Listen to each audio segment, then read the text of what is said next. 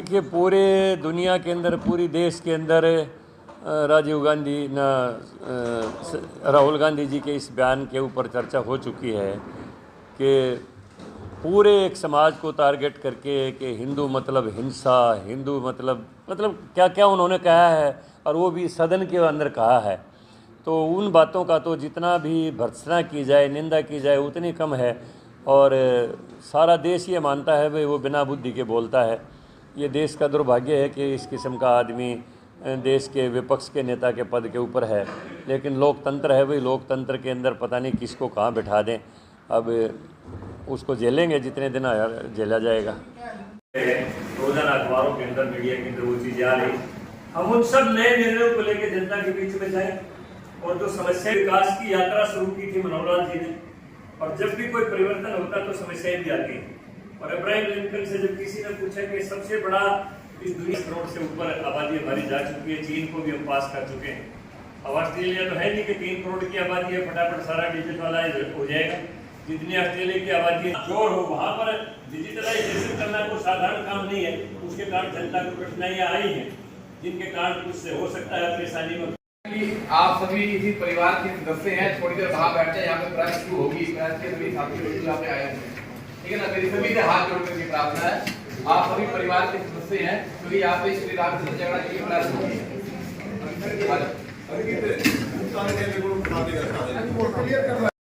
के अंदर महापौर रहे रोहतक के अंदर हमारी सुनीता जी भाटिया, हमारी वरिष्ठ नेत्री है, वो भी यहाँ पर उपस्थित है। मीना जी अटकान, हमारे अमित।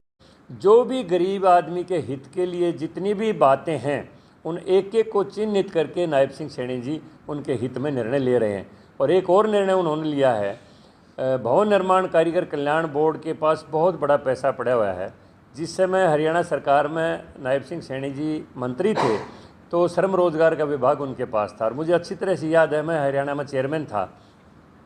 हम हर सप्ताह किसी न किसी इलाके के अंदर शिविर लगा के हज़ारों लोगों को, किसी को ट्राईसाइकिल, किसी को साइकिल, किसी को औजार खरीदने के पैसे, किसी को प्रसूति का खर्चा, किसी को मातृत्व अवकाश का खर्चा, किसी को कन्यादान की राशि, करोड़ों करोड़ों रुपया हर हफ्ते सैनी साहब वितरित किया करते थे।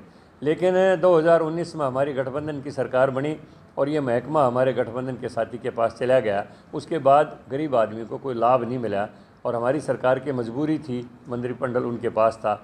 लेकिन जैसे ही ये मुख्यमंत्री बने हैं, इन्होंने फिर उस विषय को उठाया और एक ही दिन में 80 करोड़ रुपया गरीबों के खाते में कन्यादान की राशि को डाल दिया।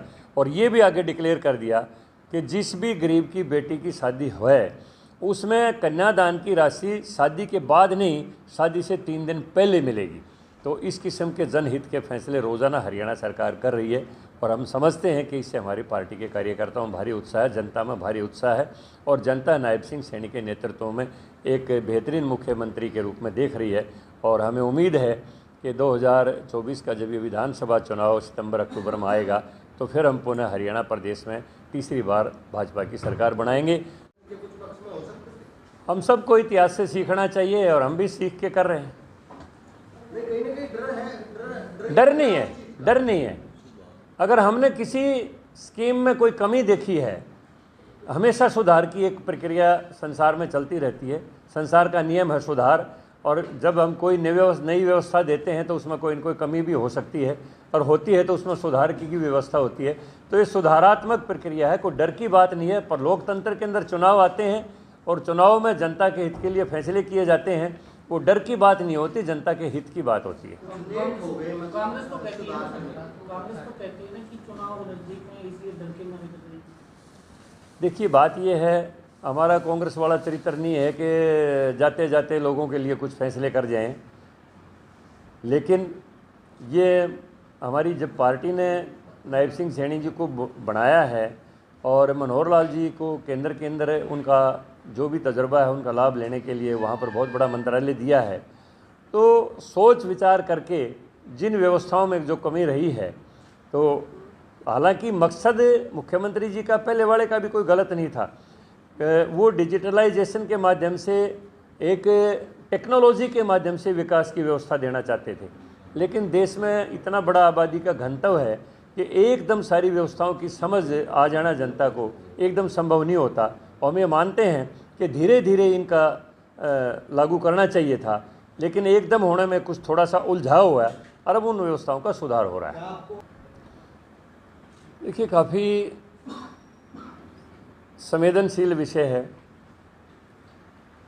कि किसी भी आयोजन में इस तरफ भगदड़ मचना और इतने लोगों की जान चला जाना, ये मैं तो अपने व्यक्तिगत तौर पर बार बार ही कहता हूँ, और जैसा रोज़ाना भी हमारे सारे मीडिया में भी आता है और हमारे शास्त्र भी कहते हैं, हमारी जो ख़ास तौर पर गांव की ग्रामीण जनता और औरत क्योंकि ज़्यादा संवेदनशील होती हैं, वो ज़्यादा भावुक होती हैं, उनकी संवेदनाओं को इस किस्म के बाबा ब्लैकमेल करते हैं।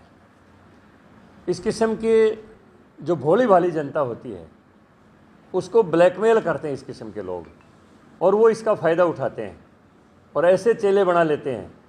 लेकिन हिंदुस्तान के अंदर आबादी का, जैसे मैंने बताया, इतना घनत्व है कि उसमें किस किस को आप रोकोगे। कोई भी कोई न कोई संत खड़ा हो जाता है और कोई न कोई अपना पंथ चला लेता है, और आपने भी देखा है सब ने कि उसमें ज़्यादातर महिलाएं भाग लेती हैं और वही फिर इस किस्म के हादसों का शिकार भी ज़्यादा होती हैं। देखिए, व्यवस्थाओं के लिए तो बराबर बाबा भी जिम्मेवार है।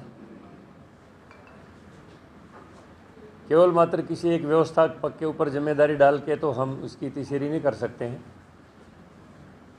उससे भी पूछताछ होनी चाहिए कि आपने इतने लोगों के प्रबंध की जब आपको उम्मीद थी तो आपने उसके लिए उचित प्रबंध व्यवस्था के लिए कार्यकर्ता क्यों नहीं खड़े किए, उनसे पूछना चाहिए। जब पूछेंगे तो अपने आप ही मामला दर्ज हो जाएगा। उसको अगर दोषी तो वो भी होगा।